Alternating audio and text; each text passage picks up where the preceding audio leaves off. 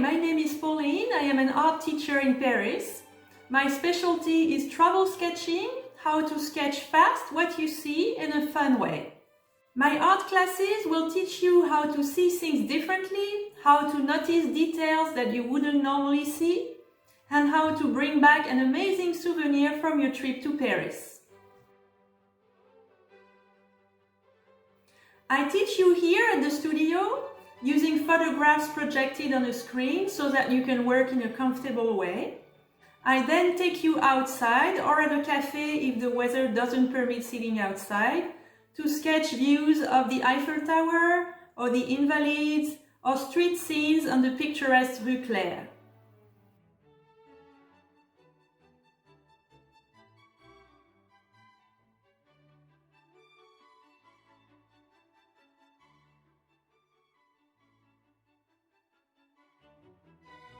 You will learn how to draw, how to develop your talent and creativity in a fun way. You will be surprised at how fast you can progress and bring back the first pages of a journal that you can continue here in Paris or later at home.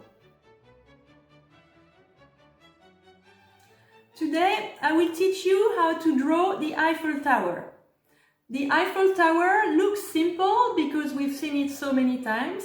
It is actually quite difficult because it has very specific proportions. It also has a lot of details and some perspective if you look at the trees and the park around it. So my suggestion would be that you find a photo on the internet or at home of the Eiffel Tower so that we can do the class together.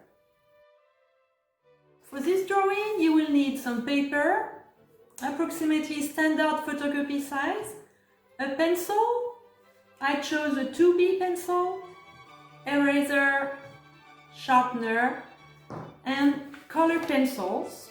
I am going to use watercolor pencil so that we can later add some water and make it look like watercolor. First of all, let's look at the tower's proportions. So let's look at the base compared to the height. So you need to put your finger on the pen, measure the width, turn your hand and count how many times you can fit this base into the height. It seems to be 2.5 times, including the white antenna at the top. I then draw a segment on my page to determine where I want to set the base of the tower. Not too big, not too small, according to my page, not too high on the page so that I have enough space to draw the whole tower. This segment should be multiplied by 2.5 times to find how tall the tower should be compared to this base. Put a mark where the top of the tower should be. Now we know that the tower will fit into this space. We are now going to put a mark on where the second balcony should be. The balcony is at the same distance as the tower's base. On your drawing, the tower's base is equivalent to the distance to the second balcony. The first balcony is approximately halfway through between the base and the second balcony. There are a lot of details on the tower, so when you do your measuring, make sure you know where you started and where you finished. For example, did you start at the top of this balcony here or at the bottom? Did you include this dark stripe here or did you start measuring from here? Be very precise with your measuring so that you have a tower that is well proportioned. Now let's draw the tower. Follow your intuition. We can always correct later.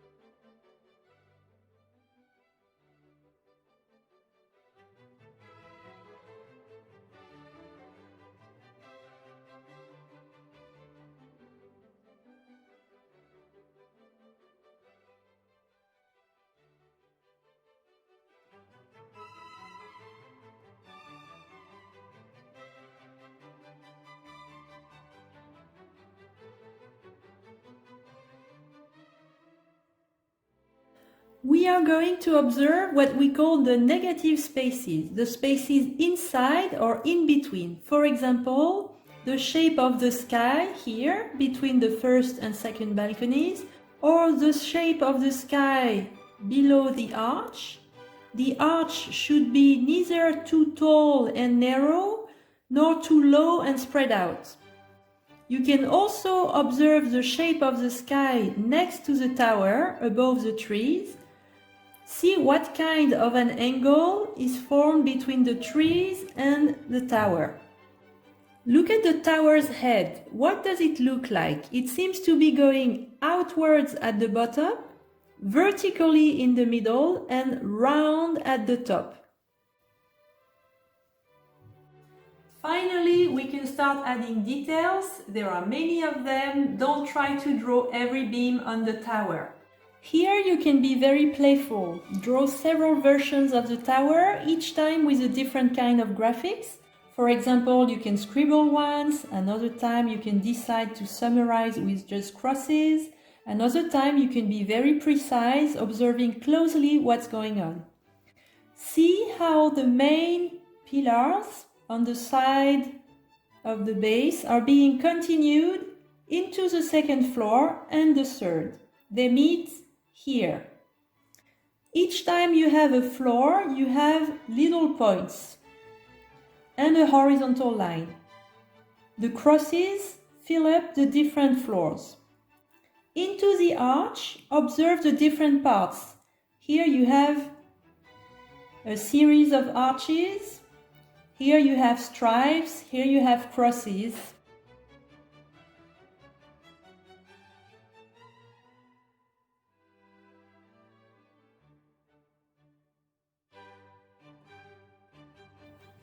Observe the shadows. Are there parts that are a bit darker than others, like here or here, here?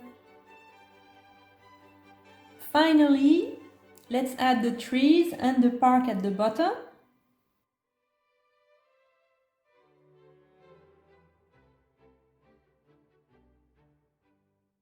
The photo is taken from the other side of the park by the École Militaire. All lines meet into a vanishing point that is located at photographer's eye level, here approximately at this man's head level. Suggest the edge of the grass, the alleys, the little cone trees. Find a way to suggest the trees. Here I am scribbling and hatching.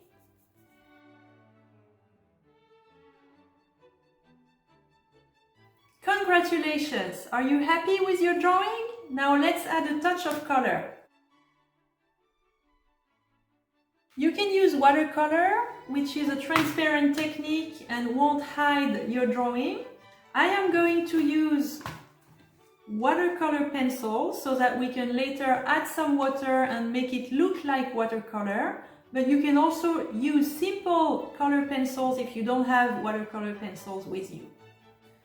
I will focus on the sky, leaving white spaces for the clouds, maybe a touch of color on the trees and the grass, and a few touches of brighter colors for the figures.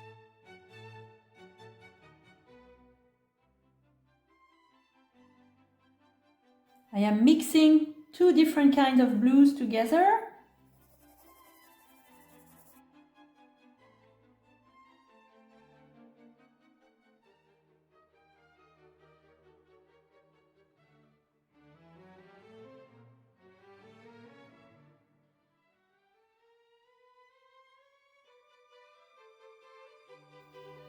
I'll add some water on the sky and on the grass.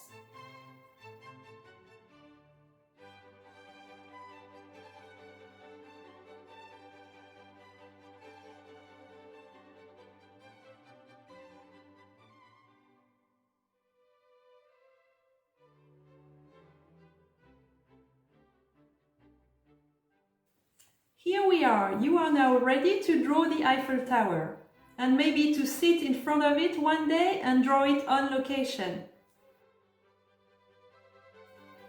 If you would like to join my classes, check my website where you can register for classes here at the studio or online through video conference. À bientôt!